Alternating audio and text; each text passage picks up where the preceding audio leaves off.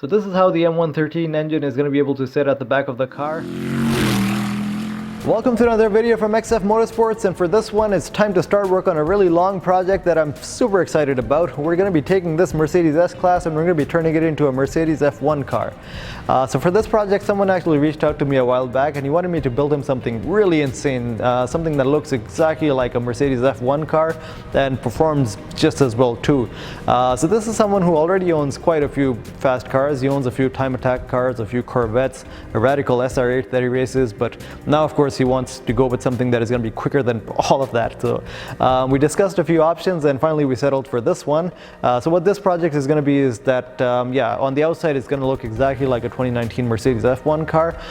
We're going to be using components from this car, a Mercedes S-Class, to make it, and the power is going to be somewhere around 700 to 900 horsepower depending how much we can squeeze out of this engine. The final car at the end is going to weigh 800 kilograms, just slightly heavier than the original, and the aerodynamics and everything else is going to be pretty similar to the actual F1 car as well. So I've been putting the numbers together, making a few simulations, and the numbers are insane. The car is going to be twice as fast as the E55 ASL that I made last year.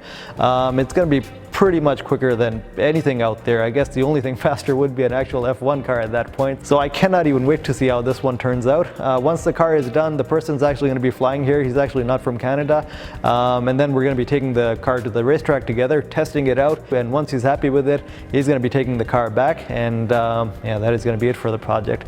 But for the 2 days that I will actually get to drive the race car, I am super excited about that. So let me start off by showing you guys the car, showing you guys the plan for this project, and then well, later in this video I'm going to be taking this engine out of the car, tearing it down completely, down to the block, and then in the next videos then we're going to start rebuilding it and then building the rest of the car around the engine.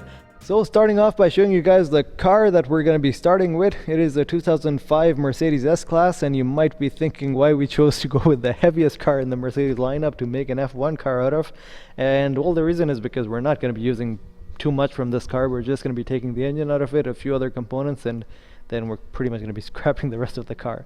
But the engine out of the car is actually really special. It's an M113 5-liter Mercedes V8, and it's actually an extremely light engine. This engine actually weighs 170 kilograms, I believe. Or actually, you're going to find out how much it weighs later in the video when I actually take it out and weigh it. But it is one of the lightest V8 engines you can get your hands on, and with the right mods, this engine is going to make a ton of power, about like 700 to 900 horsepower, I believe we can get out of it. It's pretty much a similar engine to the engine I'm using in that car. That is the AMG variant of the same engine. That one came with a supercharger from the factory, making about close to 500 horsepower.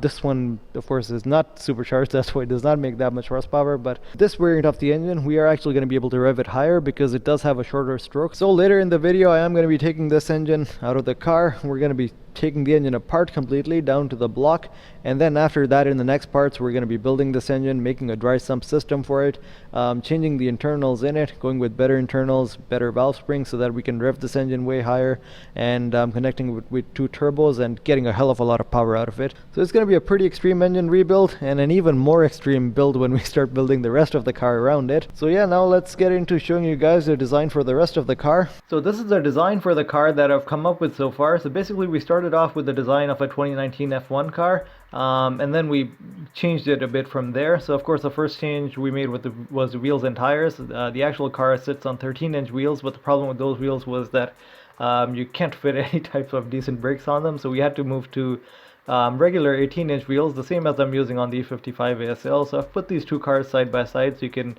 kind of have a perspective of the size of the car and everything. So this is a car that I made last year, the E55 ASL, the bodywork of which is still not complete, but this is the car that we're going to be making now, the F1 car. So basically it's the same, all the same dimensions of an F1 car, the same wheelbase, the same width, the same length, overall length of the car, the same height. The only obvious difference when you look at it at the back of the car is that the actual F1 car doesn't have this little bit of a bulge over here, but we've actually had to add that to fit the massive engine we're going to be putting in this thing. So actually, let me just highlight the engine so I can show you better. So this is how the M113 engine is going to be able to sit at the back of the car. It is a massive engine for the size of the car. So actually F1 cars come with a tiny V6 1.6 liter engine, but we're putting a 5 liter engine at the back of this car. And the only way we've been able to make the engine fit is that on the actual car, the V6 engine sits somewhere over here, and in front of the V6 engine is a massive fuel cell, a 100 liter fuel cell, and underneath that is a hybrid power battery, which basically powers the hybrid system. But since we didn't need a fuel cell that big and a battery underneath it, we were able to move the engine right behind the driver, which actually makes it fit inside the bodywork, which is just a little bit of modification to the bodywork, making it wider from here. And then behind the engine is going to be the transmission. We're actually using the same transmission that we're using in this car, a CD09 Nissan transmission. And behind the transmission is going to be the differential that is going to drive the rear tires. So we're actually not going with the transaxle, we're going with the same drivetrain that we made for this car. And the reason for that is because when I actually looked at the design, I was actually initially thinking of going with a transmission from a Corvette or a Porsche, but yeah, after looking at it, there would be so much space between the engine and transmission if we went with the transaxle that it wouldn't be efficient to do things that way. We would have had to add like a massive shaft and a massive bell housing over there, and it would have made things really back heavy for the car. So going with the 350Z transmission is actually the better, lighter thing to do in this case. The chassis of the car is actually going to be tube steel, just like this car. I haven't designed the chassis yet because I'm waiting for the engine rebuild to get done so that I can select the mounting points, because the engine is actually going to be mounted at the back of the chassis. So the chassis of the car is only going to go from this part to this part, and everything behind the part where the driver sits is all going to be mounted on the engine. So there's no framework or anything at the back. It's just an engine that is bolted straight to the chassis. The transmission then bolts to the engine, and the rear suspension bolts right to the transmission. There's nothing, no framework or anything at the back. It's just like actual F1 cars, the way we're going to be putting it together. So of course that gives us a pretty big challenge in terms of how we rebuild this engine, because we need to make mounting points on the front of this engine that are going to be strong enough to support the entire weight of this car. So yeah, that's everything that we have for now. Oh, also talking a bit about the bodywork and the aerodynamics. So for the aerodynamics, we've simplified things quite a bit. We're planning to go with a simple 3-element front wing. This is not the final design, but we're going to be changing the elements. We're going to be doing a little bit of CFD on it to see how the aerodynamics are working and try to improve them a little bit. But basically, we're keeping things really simple. We don't have all the little bits you see on actual F1 cars on the sides and on the front wing, because they're going to make it really difficult to get the aerodynamics right. The bodywork of the car this time is not going to be made by us. I'm actually going to outsource the bodywork to a company in California that is going to do all the bodywork. They have a massive CNC machine. So what I'm going to do is that the part that I was on right now, I was actually sectioning this bodywork into different sections so that it can actually be cut on a 3-axis CNC machine, which they have. And by cutting it on a CNC machine, we will basically end up with bodywork that looks exactly like it is in the design. So yeah, I guess now that you guys have seen the design and everything, and of course I'm going to be talking more about this design later on in future videos when we get started on the suspension and other components. But for now, yeah, let's actually get to doing some work on the car so we can actually get to all the other parts of the project sooner. So now that you guys have seen the design and everything, let's start off by starting work on the car, taking the engine out, putting it on an engine stand, and then yeah, taking the engine apart entirely until we're just left with the engine block.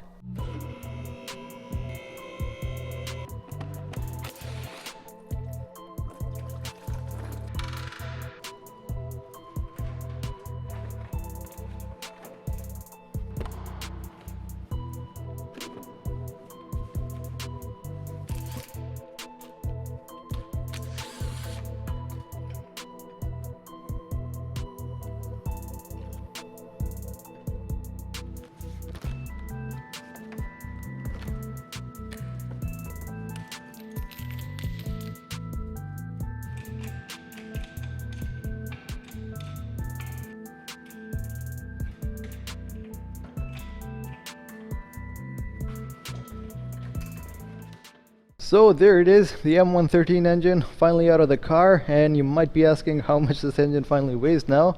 And this is a look at the weight. It's 183 kilograms as it sits right now, which you might say is heavier than what I promised, but the reason is because it still has the exhaust manifolds in place. These exhaust manifolds are ridiculously heavy. I believe they weigh 4 kilograms each, and it still has the air pump in place, of course, which we're also not going to be using. It has the EGR system in place. It has the air compressor in place that we're not going to be using. So once we get rid of all that, I believe we're going to be even lower than 170 kilograms on this engine, which is incredibly light for a V8 engine. Just to put that into comparison, actually, this is a VQ 37, the Nissan 370Z engine, and this engine, as it sits right now, actually without the exhaust manifolds and everything, it weighs 177 kilograms, and this is an entire V8 engine. Look at the size difference between these two engines. This one is massive compared to that one, and this is all pretty much down to the lightweight materials that Mercedes have used on it. Magnesium valve covers, magnesium intake manifold, even this cover at the back of the engine, which no one is ever going to get to see, is made of magnesium. Aluminum block, so incredibly lightweight construction. It's pretty much constructed like a racing engine already, and it's crazy to think that after spending all that money on lightweight materials and everything, they decided to put it in a 5,000 pound S-Class. So yeah, now that the engine is out of the car, let's put it on an engine stand and then start taking it apart and find out what we find inside it.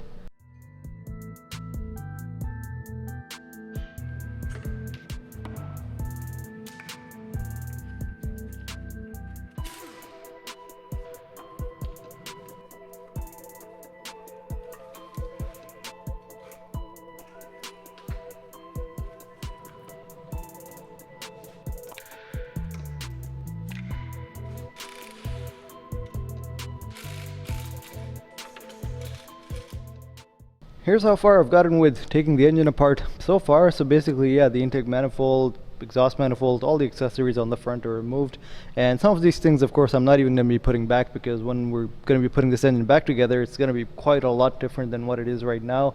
The exhaust manifolds, of course, have to be different because we're turbocharging it, so there's going to be 2 turbos over here. The intake manifold is going to be completely custom because, of course, that one is good for naturally aspirated cars, but it doesn't flow too well when you turbocharge a car, so we'll have to do custom intake manifolds. A dry sump at the bottom, so even that oil sump is entirely going to change. But before we get to that part, we do have to take this engine apart quite a lot more. So so far, yeah, the condition of the engine, well, judging from what I can see right now, it's looking pretty okay. It was really dirty. There was a whole bunch of leaves and stuff over here that I had to clean, but at least on the inside, there's no carbon buildup at all on the intake valves. When I scoped the engine from inside and had a look at the cylinders, they looked pretty clean. So I'm guessing it's a really good engine, but let's next take the valve covers off, take the cams out, and then take the heads off, and then we'll really get to have a better look at the engine and in what condition it's in.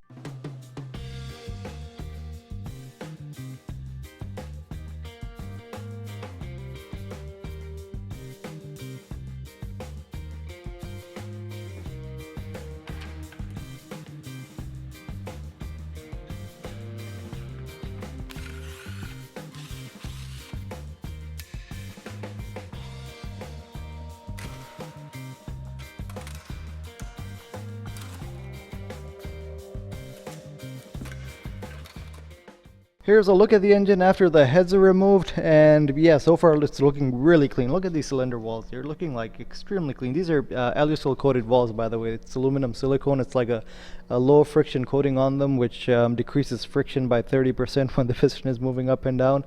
And over time, what happens is that if the walls are gone, you see scratches on them, and that's how you know that they're gone. But these ones are looking pretty much new. Not a single scratch or mark or anything on them. This is pretty much what they look like when they're new. So this is really good. And also really little carbon buildup inside the engine. Well, just a little bit on the pistons, and that's it. So yeah, it's looking pretty good so far. I'm also going to be taking measurements of the bore later on, see if it has ovaled up or not, or if it's still within spec. But I'm pretty sure by the looks of it, everything should be within spec, and it's looking, yeah, pretty clean so far. But next, what we have to get to removing is we got to flip the engine over. We have to remove the lower oil pan and the upper oil pan.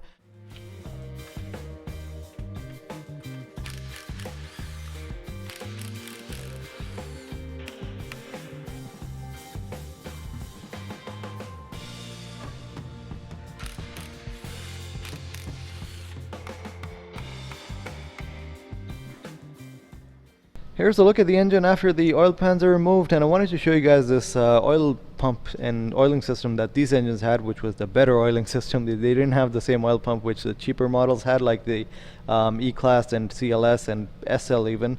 Only the S-Class and the CL were the ones that came with this better oiling system. This one only had one collector, whereas all other models, they had two collectors, one at the front and one at the back. And that oiling system was littered with a whole bunch of issues because the main collector was at the back. It seals to the main pump with a rubber o-ring. If that rubber o-ring breaks, your entire engine loses oil pressure and then it blows up. If you go too hard on the brakes, all the oil from the back pan actually ends up in the front one, and then your engine starves on oil again and it still blows up. And every time you start your car, it makes that ridiculous whining noise from the pump, which by the way these pumps didn't have because they don't have a scavenging stage. And every engine, literally every M113 engine you see with those pumps, it has that scrape marks over here on the timing cover because of the timing chain hitting that. Probably because of oil starvation, because every time they starve on oil, the chain gets loose and then it hits this. Whereas on this one, nothing at all, not a mark on that part. But anyways, now that I've bragged enough about the better oiling system, it's time to remove the pump. Then we will be removing everything on the front of the engine, the timing cover. Then after that, everything on the back. And then finally we'll get to removing the connecting rods and pistons and taking the crank out. And then we'll be left with just the engine block.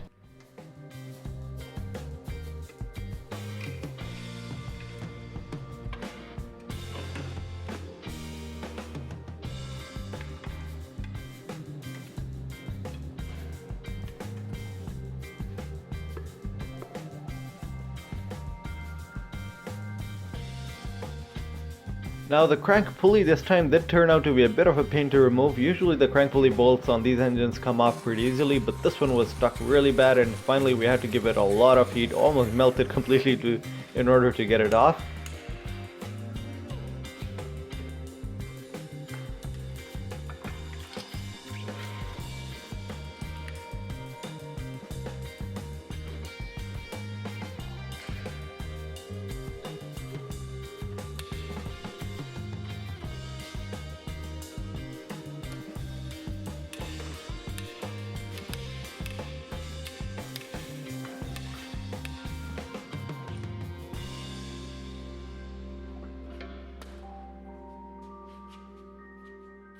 Here's a look at the engine after everything is removed from it, and yeah, now we're just left with the engine block. Well, the oil squirters are still in there, but I'll also take them out really soon. And after that, we'll have to do a whole bunch of cleaning on it, and then it's going to be time to put we'll make new parts for it first and then start putting everything back together. But so far I'm really happy to see that it's such a clean block. Everything was perfect on this engine, and hopefully we'll be able to build it for quite a lot more power than what it was making right now. Showing you guys all the parts that came out of it. So these are the pistons and connecting rods, of course forged internals, and every M113 came with forged internals, forged connecting rods, forged pistons, even the crankshafts are forged. And looking at the pistons, well, showing you guys the difference between the M113K, the supercharged models, and the naturally aspirated models. These ones actually came with a higher compression ratio. So the first difference you can see on the pistons is that these pistons have like this massive like indent on the top, like this dish part going down, whereas these ones are almost completely flat from the top. So they have a much higher compression than these pistons. I believe the compression ratio on this one was 10.5 to 1, whereas these ones are 9 to 1. But I'll measure that anyways. I will need to draw everything up in CAD, because I am going to be making quite a lot of changes to it. I'm going to be going with custom pistons for sure. On my last engine, these are the pistons that I was using on that one. These were machined pistons. These are the same pistons as the compressor engine, but they're machined down to reduce the compression ratio even more, and these are the ones that I'm using in that car.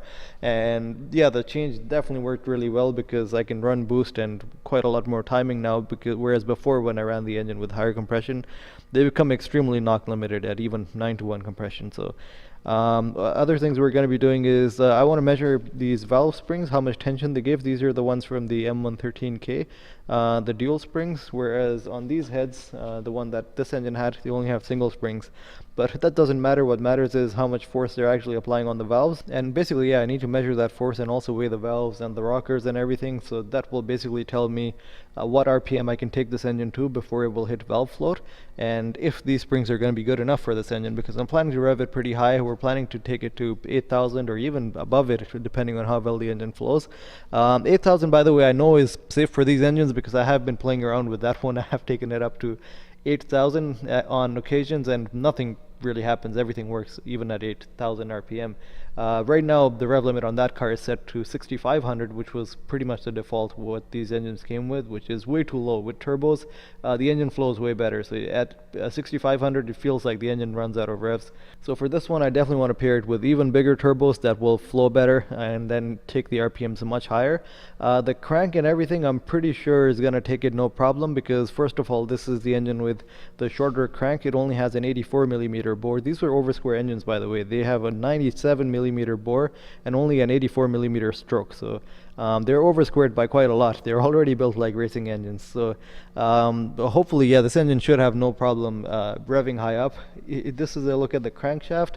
Again, really nice crankshaft, forged crankshaft with nice these curved parts at the front for reducing windage losses when you're spinning them at high RPM, and when they have to go through oil and air and everything in the crankcase. Of course, we're going to be putting a dry sump on this one, so that's now going to be really interesting to see what type of power benefits the dry sump gives us, because that is going to reduce windage losses even further.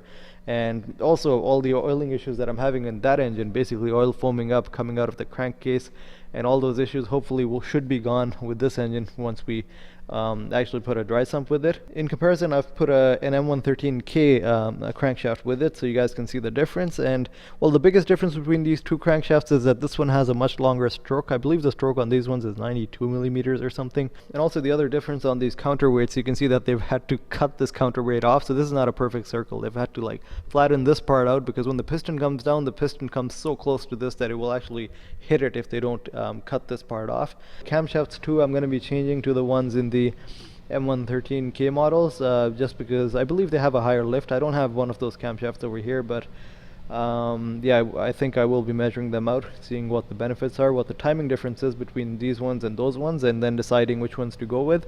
And also, yeah, the heads, I'm going to be porting them the same I did with my heads on the other E55 ASL engine, because we are going with custom exhaust manifolds, custom intake manifolds, so it's best to match the port sizes to the exhaust manifolds that we're going to be running, and same with the intake manifolds. We're going to match the port sizes on the intake to the actual intake manifold that we're going to be making for it, and then hopefully it should flow better than whatever it flows right now. Here's a look at the main bearings that came out, and they look absolutely new. Nothing wrong with them at all. You can, yeah, there's definitely not even any sign of wear, so this engine probably would have been good to go for a really long time, even if we weren't rebuilding it right now. But of course, we're going to be changing all of this. We're going to be going with new bearings. So this is going to be everything for this video. In the next few videos, you guys are slowly going to see this engine come back together. We're going to first analyze all the parts that are in it, see how strong they are, and if they can actually sustain the power levels we're going to be pushing it up to. And then depending on that, of course, changing parts, making custom pistons for it, making a whole dry sump system for it so that it can actually sustain the G-forces we're going to be taking it up to. And yeah, basically this is probably going to be the most extreme M113 rebuild you guys are probably ever going to see, because I don't think this engine has ever been pushed to this limit, where it's being used at the back of a Formula car, where it not only has to go to extreme G-forces and power levels, but also has to be a structure of the car. And of course, I think a good 50% of this project is going to be based around the engine, making sure that this engine turns out light enough, making sure it makes enough power for our application, and also making sure that it's structurally strong enough to hold the car together. So yeah, the requirements are definitely pretty extreme, but this time we're actually going to be putting the engine on an engine dyno and actually testing it out even before it's time to put it in the car, just so that we can know 100% sure that everything is on track. The engine is pretty much the make it or break it part for this project. If it doesn't turn out light enough, or if it doesn't make enough power, then the car is definitely not going to be turning out fast enough that we need it to be. So that's why we need to make sure that the engine actually goes according to plan, it meets all our targets, then we'll be good to go with the rest of the car. And I cannot even wait for this. This is pretty much a repeat of the E55 ASL project, but even better. This time we actually have access to a CNC machine. The tube steel frame is going to be a lot better than what it was on this car, because we're going to be making custom jigs for it, and like we're going to be able to go much more extreme with the design, make it much more efficient, much lighter than what it was on this car. The power is going to be even higher than what it was on this car. The weight target is even lower. The downforce is going to be even higher, so I cannot even wait to see how this one turns out. And even for the bodywork, we have a professional company this time making all the bodywork for us, so even that will turn out much better than what it was on this car. So basically, yeah, everything is just taken up to that extra level that I didn't have access to when I was building this car. So I cannot even wait to see what this one turns into. I'm super excited about it. Yeah, this is going to be everything for this video. Definitely stay tuned for what's coming up because you guys would not want to miss out on that.